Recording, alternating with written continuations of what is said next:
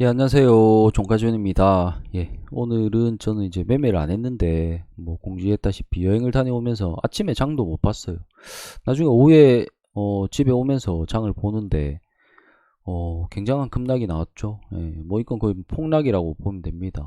예, 코스피는 3.5포인트 정도 빠지면서 2600포인트를 위협하고 있고, 코스닥은 3.7% 빠지면서 900포인트 깨뜨렸고, 이제 800포인트를 향해서 나아가는 형태죠.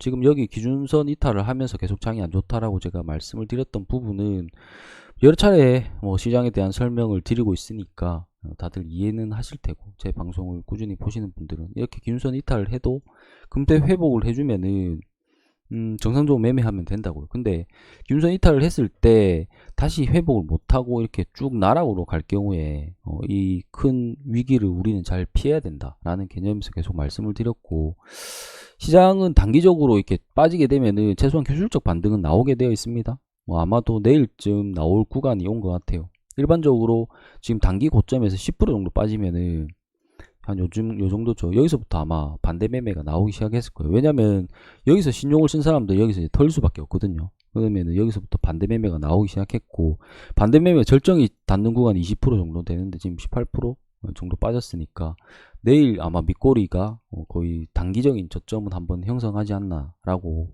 보는 구간에는 있습니다. 다만 그 밑꼬리가 저점을 얘기한다라는 의미가 아니라 단기 저점이라고 했죠. 기술적 반등을 하다가 실패하고 다시 되돌릴 수도 있는 거고, 그대로 반등에 성공을 해서 올려줄 수도 있는 거죠. 그럼 반등의 성공 지점은 기준선, 제가 생각하는 구간은 이 급락의 절반 수준을 올라오는 구간, 요 정도는 올라와야 된다라고 보면 되겠습니다. 어쨌든 그렇게 올려낼 때까지 저는 이제 보수적으로 보는 거는 여전하기 때문에 내 눈으로 직접 반등, 찐 반등에 성공하는 걸 봐야 된다 라는 기준을 가지고 있기 때문에 요구가 은퇴기 전까지는 계속 시장이 안 좋다라고 보고 보수적으로 대응할 수밖에 없다라는 거죠. 자기 관점 안에서 대응을 하는 겁니다. 그런 방식으로 그렇게 시장은 보면 되고, 오늘 제가 말씀드리고 싶은 내용은 여행 가기 전에 요 얘기를 영상을 찍으려고 하다가 타이밍을 좀 놓쳤어요. 그래서 못했는데 오늘 시장이 너무 빠졌길래 시간이 좀 늦었지만 얘기 좀 하고 마무리하도록 하겠습니다. 항상 진정성 있는 영상 감사합니다. 지존님, 지금 시장이 정말 안 좋습니다. 이게 4일 전인데 지금 더 안 좋아졌죠. 좀 더 빨리 할 걸 그랬어요. 뭐 한다고 해도 달라질 건 없지만 국내건 해외건 비트코인이건 정말 힘든 시기다. 그래서 한 가지 부탁드리고 싶은 게 있습니다. 지원님 같은 경우에도 세 번의 깡통, 저도 세 번의 깡통을 찼습니다. 뭐 여러 차례 말씀드렸죠. 제가 12년 차니까 초반 3년 동안 굉장히 큰 헤매매 시기를 거쳤는데, 뭐 이때는 뭐 상장 피주 당해보고 단타치다 당해보고 또 같이 투자해볼 거라고 또 장기 투자해볼 거라고 하다가 또 당해보고 뭐 여러 차례 당해보면서 크게 깡통을 3번 찼어요. 찼던 경험이 있으신 걸로 알고 있는데, 물론 과거 영상에서 아주 살짝 다루시긴 했는데 그럴 때 그 힘든 시기를 어떻게 극복해 나갈 수 있으셨는지 투자자들에게 현실적인 조언이나 과정에 대한 스토리를 주제로 영상 한번 올려주실 수 있나요? 지금 시기에 참 힘이 될 것 같습니다. 라는 내용의 질문 주셔서 이 내용 한번 얘기하려고 하다가 타이밍을 좀 놓쳤습니다. 어쨌든 오늘 뭐 하면 되니까 뭐 이걸 뭐 길게 얘기할 필요는 없을 것 같고, 뭐 라방 때도 여러 차례 얘기했던 것 같고, 뭐 누구나 겪는 과정을 저는 겪었다라고 생각을 해요. 어쨌든 초심자가 행운이 따를 수도 있고 따르지 않을 수도 있지만 저는 초심자의 행운이 있었어요. 초반에 행운이 있어서 나도 주식에 소질이 있는구나 생각하고 덜컥덜컥 큰 돈을 넣기 시작하다가 이제 깨지기 시작한 거죠. 그럼 이런 과정을 누구나 거치게 되는데 누구나 잃습니다. 누구나 잃어요. 잃을 수밖에 없습니다. 착각을 하고 있는 게 내가 실력이 없는데 돈을 벌면은 결국은 그 더 심하게 토해낼 거예요. 그러니까 지금 내가 돈을 번다고 내가 다양한 경험을 한 게 아니라면은 지금 돈을 버는 건 결국 잃을 것도 생각하고 보셔야 돼요. 근데 잃기 전에 잘 모르니까 문제죠. 어쨌든 그렇게 해서 잃게 되면은 두 가지 선택지에 놓이게 돼요. 보통. 그리고 실제로 두 가지 선택을 하게 됩니다. 첫 번째는 포기하는 거죠. 포기가 나을 수도 있어요. 적정하게 포기하는 게 나을 수도 있습니다. 어차피 안 되는 거라면. 근데 보통 또 2번으로 넘어가는 사람은 이제 공부를 하기 시작하죠. 공부. 저는 당연히 이쪽으로 왔죠. 이쪽으로 왔고, 이쪽으로 가는 사람도 정말로 많이 봤습니다. 뭐 조금 깨지고 포기하는 분도 계시고 많이 깨지고 포기하는 분도 계시지만 어쨌든 이쪽으로 가시는 분들도 많이 봤습니다. 어쨌든 지금 아마도 제 영상을 보시는 분들은 여기로 갈까도 고민하는 분도 계실지 모르겠지만 어쨌든 이 구간에 있는 분이라고 봅니다. 저도 뭐 공부라고 해봤자 내가 알 수 있는 범위, 내가 찾을 수 있는 범위에서 어떤 정보를 가지고 단기 매매든 혹은 뭐 투자든 선택지에 따라서 공부를 할 텐데 저는 이제 주로 이제 단기 매매를 했었죠. 단기 매매를 공부를 하니까 주로 차트 공부하고 차트 안에 또 뭐 여러 가지 보조 지표들 가지고 공부하고 이걸로도 안 되니까 그러면은 뭐 재료를 가지고 공부하고 추세도 보고 막 다양한 공부들을 하면서 그러면서도 계속 깨지면서 이 세 번의 깡통을 겪었던 거죠. 어쨌든 이 공부의 과정에서 오늘 제가 말하고 싶은 내용은 중요한 깨달음. 예, 굉장히 중요한 깨달음이라는 게 있는데, 저는 이제 모아가는 형태의 매매도 해봤어요. 모아가는 매매 형태도 해봤어. 그걸로 또 굉장히 괜찮은 누적 수익을 만들어내다가 시장이 지금처럼 하락을 하면서 크게 당했던 기억이 있습니다. 이때 이제 저는 이제 큰 깨달음을 가졌던 게 내가 보유해서 이것을 가져가는 행위를 하려고 한다라면은 두 가지에 대한 명확한 기준을 가지고 해야 된다. 첫 번째 현금의 비중입니다. 현금의 비중, 현금과 주식의 비중. 여기에 대한 고민이 없이 보유해서 나아간다라고 생각을 하는 것은 굉장히 위험한 리스크를 안게 된다. 여기서 내가 주식이 전부 다 갖고 있다라면은 어떠한 판단도 할 수가 없다. 이건 그냥 살려주세요라고 기도하는 수밖에는 없어지는 경우가 생기기 때문에 현금과 주식을 어떻게 비중을 나눌 것인가가 가장 중요한 포인트다. 두 번째로 레버리지, 신용이죠. 주로 보통 모아가는 형태를 하게 되면 신용을 많이 사용하게 되는데 신용을 가능하면 쓰지 않아야 되는데 이걸 신용을 과하게 쓸 때는 언제가 되어야 한다 라는 자기만의 기준인 겁니다. 이게 가장 큰 깨달음인 거예요. 내가 어떤 종목들을 모아가는 형태, 그 다음에 들고 가는 형태, 보유해서 나아가는 형태의 매매를 하고 있다라면은 그게 어떤 방식, 굉장히 많은 방식이 있죠. 어떤 방식을 취하든 방금 말씀드렸던 현금과 주식 비중을 어떻게 할 것인가, 그리고 신용을 어떻게 쓸 것인가가 가장 중요한 내 자산을 늘려나가는데 가장 중요한 포인트였다는 겁니다. 그럼 그 깨달음을 알았다면 이 깨달음은 반드시 구체적으로 내가 어떻게 할 것인지를 명확하게 결정을 하고 그대로 지켜나가는 것이 가장 주식에서 중요한 거라는 겁니다. 제가 처음으로 가장 잘 됐던 매매 패턴이 종가 베팅이었어요. 종가 베팅. 그래서 지금 제가 종가 지존이죠. 이름이. 이때 만든 필명이에요. 지금 뭐 종가를 주력으로 제가 매매한 사람이 아닌데 종가 지존이라는 이름을 사용하고 있는 이유는 제가 종가 베팅으로 처음으로 굉장히 꽤 오랫동안 몇 개월 넘게 계속 누적 수익을 만들어냈던 경험이 있는 거죠. 이때 이제 저는 왔다, 드디어 내가 해냈다 라고 생각을 할 정도로 꾸준히 수익을 계속 냈던 구간이 있었습니다. 그때 결국은 또 무너지게 되었죠. 그럼 이건 또 언제 무너졌느냐, 지금과 같은 시기예요. 지금 같은 시기. 그러니까 종가 베팅이라는 거는 좀 전에 말씀드렸던 보유의 영역과 매우 유사하기 때문에 종가 베팅에서 가장 큰 깨달음은 내가 종가를 해야 하는 시기, 그 다음에 종가를 해서는 안 되는 시기를 구분하는 거였습니다. 이게 가장 중요한 깨달음이었어요. 그래서 아까 말씀드렸죠. 내가 어떤 가장 중요한 깨달음을 얻었다면 이거를 가장 구체적으로 만들어내고 그걸 명확하게 분명하게 실행을 해야 된다. 그래서 저는 아까 말씀드렸던 이 기준선을 이탈하게 되면은 종가 베팅 안 합니다. 이 기준선을 이탈하게 되면 종가 베팅 안 한다고요. 종가 베팅이라는 거는 반드시 우리 2000 종목이 있죠. 2000 종목 정도가 되는데 그 중에 한 종목을 선택을 한다라면 여기에 확률이 나와요. 확률이. 근데 시장이 구체적으로 상승하고 있는 시기라면은 이 2000 종목 중에 예를 들어서 뭐 1500 종목이 상승을 하고 500 종목이 하락하는 좋은 시장이라면은 내가 이 한 개를 골랐을 때 이 상승하는 1500개를 선택할 확률이 훨씬 높아지는 겁니다. 그렇죠. 근데 오늘 같이 폭락하는 시기에 뭐 1900 종목 상승하고 하락하고 100 종목이 하락하는데 내가 이거 한 개를 선택하면 여기에 들어갈 확률은 굉장히 낮아지는 거죠.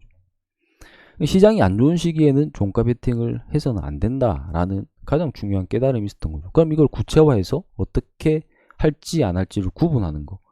그래서 저는 요 구간에서 안 한다라고 말씀을 드렸던 거죠. 그리고 또 단기 매매에서 중요한 깨달음.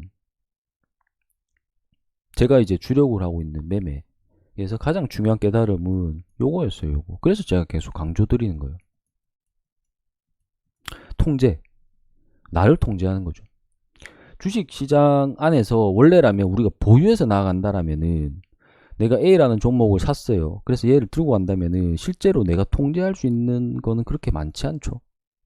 내가 많지 않죠. 실제로 주식이 올라가 주니까 수익이 나고 내려가면 버티면서 또 새로운 기회를 맞이하고 어쨌든 나의 머릿속에서 이루어지는 것들이 많은데 단기 매매를 하게 되면은 내가 통제할 수 있는 범위가 굉장히 많아집니다.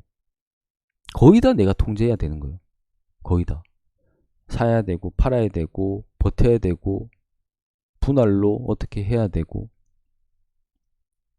좋은 종목이 튀어나왔을 때 이건 해야 될지 말아야 될지를 결정해야 되고 굉장히 중요한 통제 구간에 들어서게 되는데 이 통제에 대한 명확한 기준이 없다라면은 결국은 무너지게 되어 있다. 제가 여기서 얘기하는 통제의 가장 여러 가지 말씀을 많이 드렸던 게 매매를 내가 주력으로 하는 시간, 매매 횟수. 그렇죠. 가장 중요하게 제가 가장 많이 얘기했던 거죠. 1일 손실 제한금을 둔다. 그리고 매매를 멈춘다. 이런 것들이 다 통제 안에 들어가는 겁니다. 단기 매매에서 가장 중요한 건 이 통제라는 것이었고, 그럼 이게 가장 중요한 깨달음이라고 하면은 아까 말씀드렸죠. 내가 어떤 방식의 매매를 하는데, 어떤 방식의 주식 투자를 하는데 그 안에서 얻은 가장 중요한 깨달음은 그것을 구체화해서 명확하게 내가 실행할 수 있는 어떤 것들을 만들고 그거를 반드시 실행을 해야 된다라는 거죠. 그래서 이런 것들 다 정해서 반드시 실행을 하려고 노력을 하는 겁니다.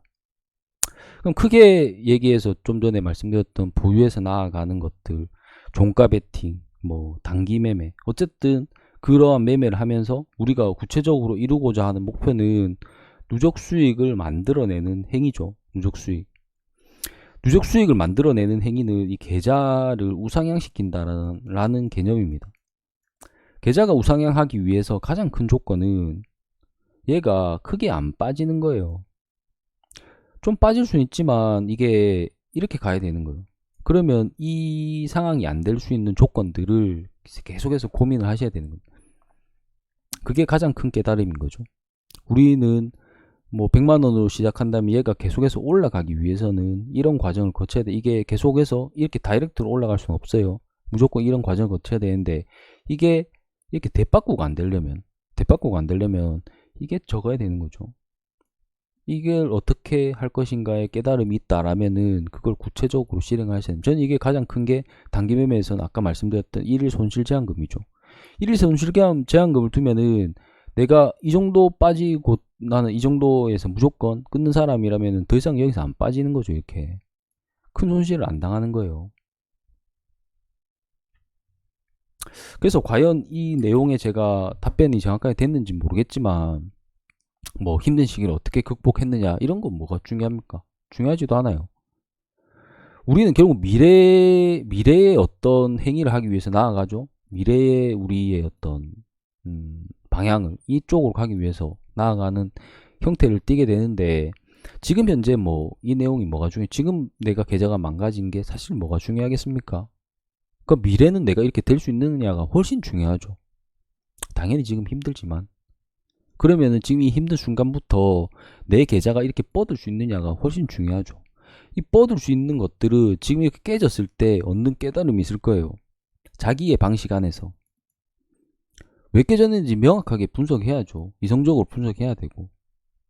그러면 이 깨진 것들에 이게 안 당하기 위해서는 어떻게 해야 되는 것들을 구체적으로 실행할 수 있는 것들을 정하셔야 되고, 그걸 정했다라면은 반드시 실행을 하셔야 된다라는 겁니다.